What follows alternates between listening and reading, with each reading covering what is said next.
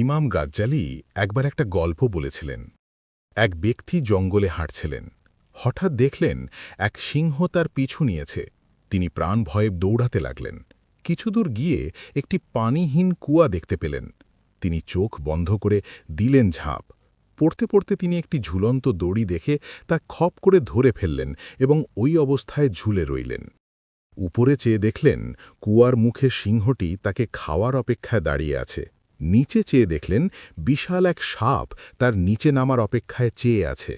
বিপদের উপর আরও বিপদ হিসেবে দেখতে পেলেন একটি সাদা আর একটি কালো ইঁদুর তার দড়িটি কামড়ে ছিঁড়ে ফেলতে চাইছে। এমন হিমশিম অবস্থায় কি করবেন যখন তিনি বুঝতে পারছিলেন না, তখন হঠাৎ তার সামনে কুয়ার সাথে লাগোয়া গাছে একটা মৌচাক দেখতে পেলেন।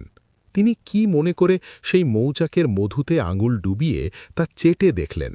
সেই মধুর মিষ্টতা এতই বেশি ছিল যে তিনি কিছু মুহূর্তের জন্য উপরের গর্জনরত সিংহ, নিচে হা করে থাকা সাপ আর দড়ি কাটা ইঁদুরদের কথা ভুলে গেলেন।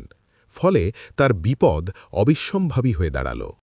ইমাম গাজ্জালী এই গল্পের ব্যাখ্যা দিতে গিয়ে বলেন, এই সিংহটি হচ্ছে আমাদের মৃত্যু, যে সর্বক্ষণ আমাদের তাড়িয়ে বেড়াচ্ছে। সেই সাপটি হচ্ছে কবর, যা আমাদের অপেক্ষায় আছে। দড়িটি হচ্ছে আমাদের জীবন, যাকে আশ্রয় করেই বেঁচে থাকা।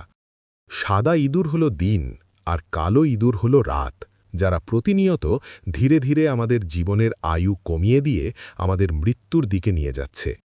আর সেই মৌচাক হল দুনিয়া, যার সামান্য মিষ্টতা পরখ করে দেখতে গেলেও আমাদের এই চতুর্মুখী ভয়ানক বিপদের কথা ভুলে যাওয়াটা বাধ্য।